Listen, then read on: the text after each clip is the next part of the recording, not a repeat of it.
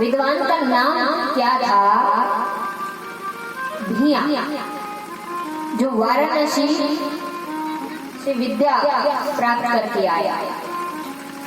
ज्ञान तो बहुत है, लेकिन फिर भी हृदय का ताला नहीं खुला। तर्क वितर्क बहुत करता है।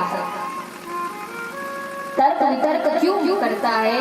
क्योंकि अभी तक कोई गुरु नहीं मिला। बिना गुरु के यदि कोई ज्ञान प्राप्त करता है तो वो अहंकारी बनता है। भगवान से मिलने के अनेकों रास्ते हैं। कोई योग का मार्ग अपनाता है, कोई भक्ति का मार्ग अपनाता है, तो कोई ज्ञान का मार्ग अपनाता है। लेकिन सर्वश्रेष्ठ जो मार्ग है वो है भक्ति का मार्ग। क्योंकि भक्ति के बिना अगर ज्ञान आ गया तो वो ज्ञान उस जीव के भीतर अहंकार उत्पन्न करता है कि मैं ज्ञानी हूं। लेकिन वास्तव में जो ज्ञानी है, जिसने वेद शास्त्रों को पढ़ लिया, वो कभी नहीं कहता कि मैं ज्ञानी हूं, क्योंकि उसे पता है इस ज्ञान की कोई सीमा नहीं है। हरि अनंत, हरि कथा अनंता। परमात्मा के बारे में जितना कहोगे, जितना सुनोगे, वो भी कम लगता है। लेकिन भक्ति के बिना अगर ज्ञान आ गया तो वो जीव के भीतर अहंकार उत्पन्न कर देगा कि मैं ज्ञानी हूं। लेकिन भक्त प्रहलाद ने भगवान नरसिंह को कहा, हे प्रभु, मुझे पता है कि आप किस गुण पर किसी जीव पर रीझते हैं। आपको प्राप्त करने के लिए धनवान होना आवश्यक नहीं है, बुद्धिमान होना आवश्यक नहीं है, ज्ञानवान होना आवश्यक नहीं है। लेकिन यदि हृदय के भीतर भगवान के प्रति प्रेम है, भगवान के लिए भक्ति है, उस गुण पर आप निछावर हो जाते हो।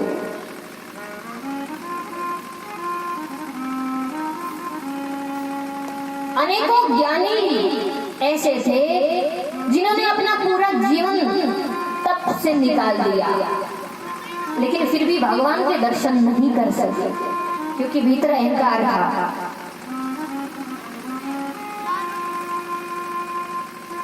लेकिन रामचरितमानस में आता है, जब भगवान श्री राम ने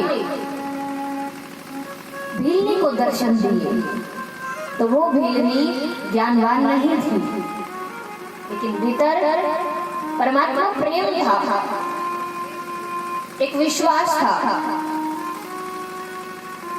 इसी तरह मीराबाई जो थी, ज्ञानवान नहीं, लेकिन मन के अंदर परमात्मा प्रेम जगा हुआ था, प्रेम भक्ति थी।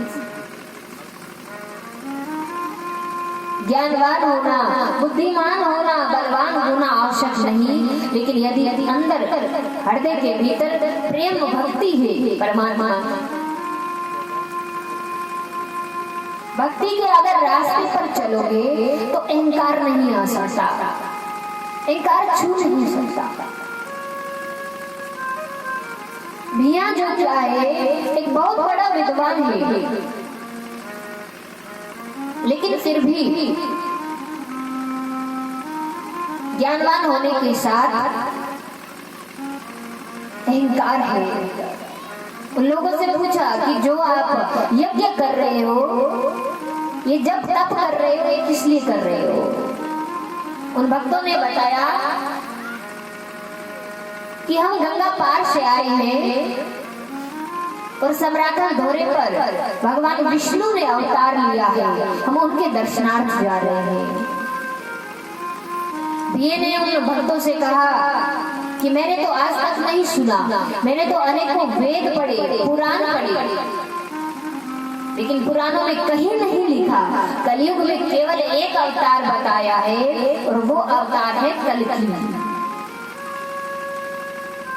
कल्कि अवतार है, तो कलयुग में ये अवतार कहां से आ गया भगवान का? उन भक्तों ने कहा हमारे देव जो है वो भगवान विष्णु के अवतार है, और यदि आपको कोई तर्क वितर्क करना है तो स्वयं आप हमारे साथ चलिए। तो जो भिया था वो भी गुरु महाराज के पास सम्राट धोरे पर आ गया, आकर प्रणाम किया, भगवान श्री से पूछा कि हे भगवान, ये सभी आपको भगवान विष्णु का अवतार मानते हैं, लेकिन मैंने वेद शास्त्र पढ़े हैं, उन वेदों में कहीं भी नहीं लिखा कि कलयुग में मरुभूमि पर कोई अवतार होगा। भगवान श्री ने कह दिया कि सतयुग में मैंने नरसिंह अवतार जब धारण किया था तो भक्त प्रहलाद को वचन दिया, उन वचनों को पूरा करने के लिए ही मैं यहाँ आया हूँ। बीए ने कहा कि यदि आप मुझे कोई चमत्कार दिखा दो तो मैं मानूं कि जो आप कह रहे हैं वो परम सत्य है। जब ऐसा कहा तब जागो जी महाराज ने अपने साथ अपने 5 शिष्यों को लिया और अपनी सोनवी नगरी दिखाई। सोनवी नगरी कौन सी? बोले समराथलपुरा। और हमारे संत मुनिजन भी गाते हैं समराथल नगरी सोवनी रे, अरे ऊंचो बने और कैलाश रे,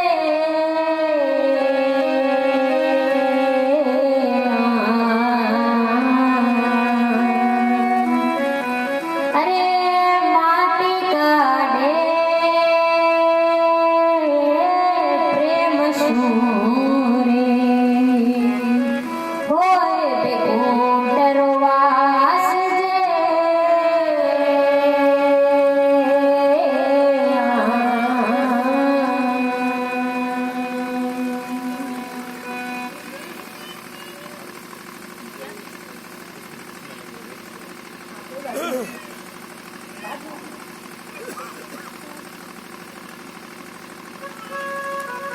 अब सोचने की बात ये है, हम इतने वर्षों से हम और आप सभी हमारे देव स्थल पर जाते हैं, मुकाम जाते हैं, सम्राट धोरे जाते हैं,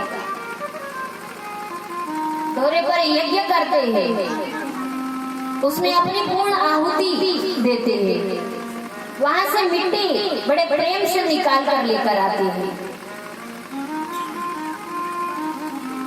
अब क्या हुआ, एक बिश्नोई भाई के साथ एक दूसरा भाई गया, एक सरदार गया, बोले भाई तुम्हारे मुकाम के बारे में बहुत सुना है, हमें भी लेकर चल। अब वो लेकर गए, मुकाम में अच्छी तरह से धोख लगवा दी, सम्राट धोरे लेकर गया, वहां पर यज्ञ किया। यज्ञ के बाद सभी लोग जो है वो मिट्टी निकाल रहे हैं बड़े प्रेम भाव से। अब उस सरदार भाई ने बिश्नोई भाई से पूछा, अरे भाई ये मिट्टी किस लिए निकाल रहा है? अब बिश्नोई भाई बोला कि जानो तो मुई कोई, अगला पहला काट दावा तो नहीं माटी काट पट्ठा कोनी क्यों काटे, जा जिंदा तो गड़ीन करता घना ही बेगा उतरा, पर चढ़ा जिना बहुत जोर आवे, पर ए माटी ल्यावे क्या में है और क्यों कोनी ल्यावे ए मन को। ऐसा नहीं होना चाहिए। आप सभी सत्संग में जाते हैं, भगवान का नाम श्रवण करते हैं, आपको अपने धर्म के बारे में अपने समाज के बारे में पूरी जानकारी होनी चाहिए। हमारे संतों ने कह दिया, अरे समराथल नगरी सोवणी और ऊंचो बनो कैलाश, अरे माटी काढ़े प्रेम सु और होए बैकुंठ रवास। जो वहां पर जाकर प्रेम से मिट्टी निकालता है, होए बैकुंठ में वास, उसका बैकुंठ में वास होता है। अब सुनो, किस लिए वहां से मिट्टी निकाली जाती है? जागोजी महाराज ने, जब ये भक्त ने भगवान श्री से पूछा, है भगवान आप मुझे कोई चमत्कार बताइए कि आप साक्षात भगवान विष्णु हैं। तब जागोजी महाराज ने अपने 5 शिष्यों को साथ लिया और कहां लेकर गए, जहां से हम सभी मिट्टी निकाल कर लेकर आते हैं। समराथल धोरे से जहां से हम सभी मिट्टी निकाल कर लेकर आते हैं, उन 5 भक्तों को वहां नीचे लेकर गए। कौन से 5 भक्तों को? तो बताया, अरे भियो रे भियो दुर्जनों रे, अरे शेष और रणधीर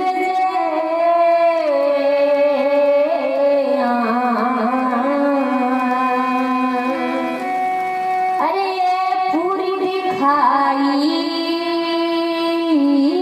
सोवणी, सेवक 5 सधीर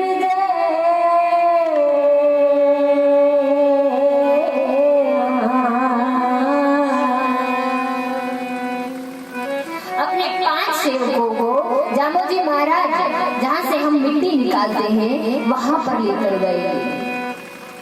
वहां से उन भक्तों को कहा कि यहाँ से मिट्टी हटाई। जैसे उन भक्तों ने वहां से मिट्टी हटाई, एक बहुत बड़ा सोने का दरवाजा दिखाई दिया। उन 5 भक्तों ने मिलकर उस दरवाजे को खोला और जैसे ही उसमें प्रवेश किया, उन भक्तों ने वहां पर जयकारा लगाया, बोलो गुरु जम्बेश्वर भगवान की, विष्णु भगवान की। उन 5 भक्तों को ऐसा महसूस हुआ कि वास्तव में जैसे हम बैकुंठ धाम में आ गए। वो सोने की नगरी दिखाई, अंदर सब कुछ सोने का ही। वो 5 भक्त अंदर देखे जा रहे हैं। हे भगवान, आज मान लिया जैसा आप कहते हैं वे उचित है।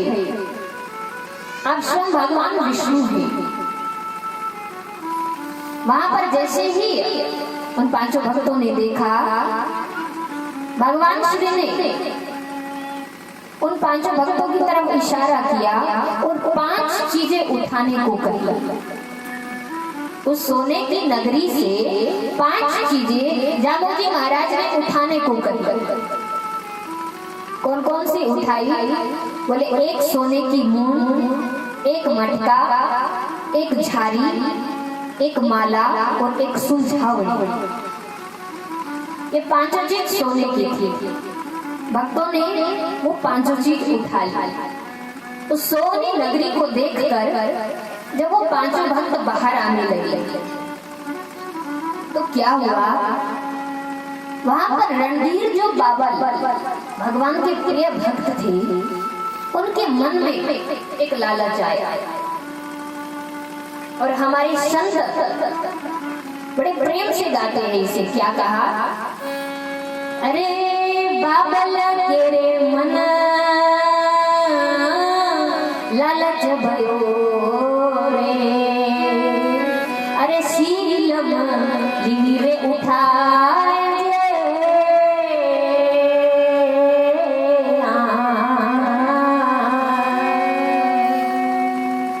अरे जू काटे तू दूड़ी भदे इसमें संशय ना रे।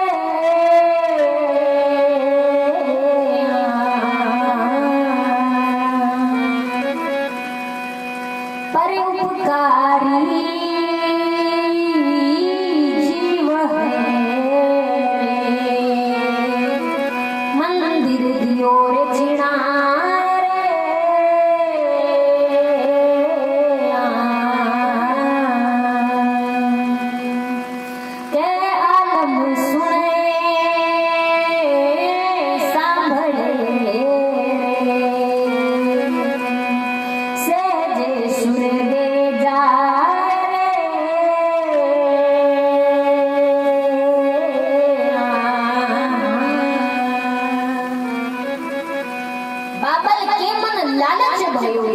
और सीलम लिबी उठाई। उन पांचों भक्तों में रणधीर जी जो बाबा थे, जैसे ही वो सोने नगरी से बाहर आने लगे, मन में लालच हुआ और वहां पर एक सोने की सीलम थी। उस सोने की सीलम को उठा लिया और सोनी नगरी से बाहर आ गए। अब गुरु महाराज आगे आगे चल रहे थे, वो चारों भक्त भगवान के पीछे और रणधीर जी बाबा सबसे पीछे। और मन में विचार किया, रे गुरु महाराज ने कहा था मेरे कहे अनुसार ही कोई चीज को हाथ लगाना, लेकिन मैंने अपने लालच के वश आकर सोने की सीलम को उठा लिया। गुरु महाराज तो अंतर्यामी है, सब कुछ जानकर भी उन्होंने कुछ नहीं कहा। इसका अर्थ कि इसके पीछे कोई ना कोई कारण जरूर रहा होगा। और जैसे ही समराथा दौरे पर भगवान श्री और वो पांचों भक्त पहुंचे, रणधीर जी बाबा भगवान श्री के चरणों में गिर गए, भगवान से क्षमा याचना की, हे प्रभु मैंने एक अपराध कर दिया, मेरे मन में एक लालच उत्पन्न हुआ और उस लालच के वश होकर मैं उस सोनी नगरी से एक सीलम को चुरा कर ले आया। भगवान श्री ने कहा, रणधीर जी बाबा ये सोने की सीलम आप उठा कर ले आए हैं, इसका एक गुण भी होगा और एक अवगुण भी होगा। अरे जूं काटे त्यों गुणी भरे और इसमें संशय न आए। इसका गुण ये होगा कि यदि आप इसे परोपकार के कार्यों में लगाओगे और इस सीलम को काट कर उसकी भरपाई करोगे, तो जैसे ही अगली सुबह होगी वो सीलम उसी रूप में फिर से विराजित हो जाएगी। जितना इसको काटोगे उतना ही वो बढ़ती जाएगी।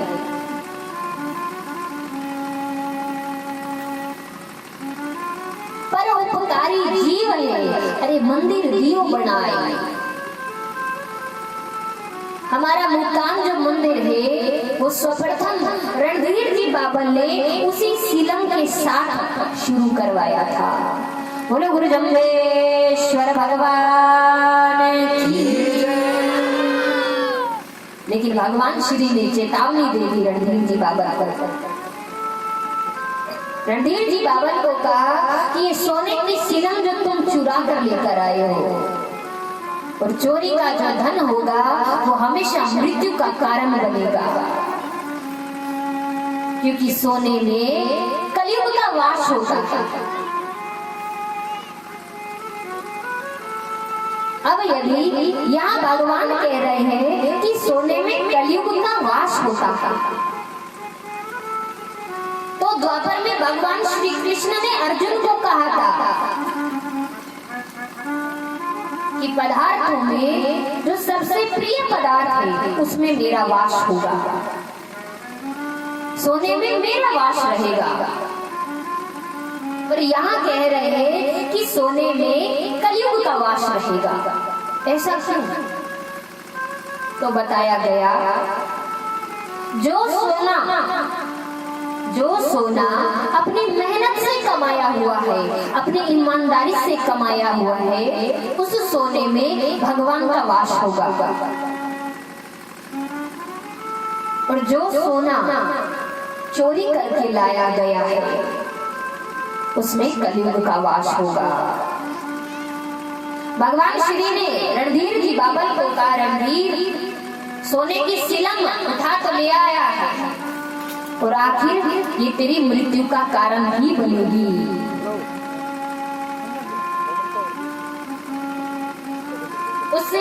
एक गुण और था कि उस सीलम की चोरी नहीं हो सकती थी। कोई भी उस सीलम को यदि चुराएगा तो वो स्वयं वो सीलम रणधीर जी बाबर के पास अपने आप आ जाएगा।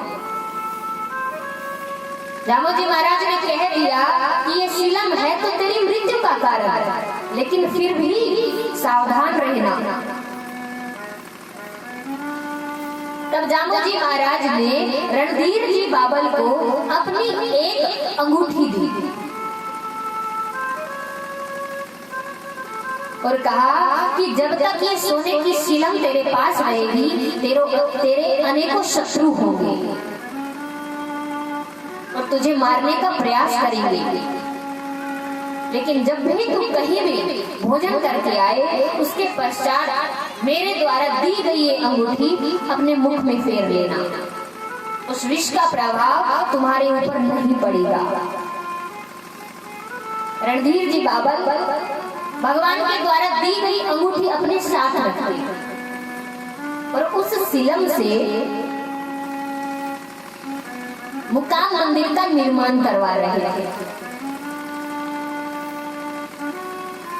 हुआ क्या, एक दिन वहां पर हमारे ही समाज का एक पुरोहित, चेना नाम का एक पुरोहित था। उसके मन में लालच हुआ कि अरे इस मंदिर का निर्माण यदि संतों के द्वारा किया गया तो कल को ये संत ही इस मंदिर पर बैठ जाएंगे, हमारा कोई कार्य नहीं रहेगा। तो चेना नाम का जो पुरोहित था उसने अपने मन में विचार किया कि क्यों न किसी तरह से रणधीर जी बाबर से वो सीलम ले ली जाए और वो कार्य हम पुरोहितों के द्वारा करवाया जाए। लेकिन उस सीलम का ये गुण था कि उसे कोई चोरी नहीं कर सकता। जो भी चोर उसे चुरा कर लेकर जाता वो सीलम खुद ब खुद रणधीर जी बाबर के पास आ जाता। चेना नाम के पुरोहित ने क्या किया, रणधीर जी बाबर जो हमारे संत थे उनको अपने घर पर दुग्ध पान के लिए आमंत्रित किया और उस दूध में चेना नाम के पुरोहित ने विष मिला दिया।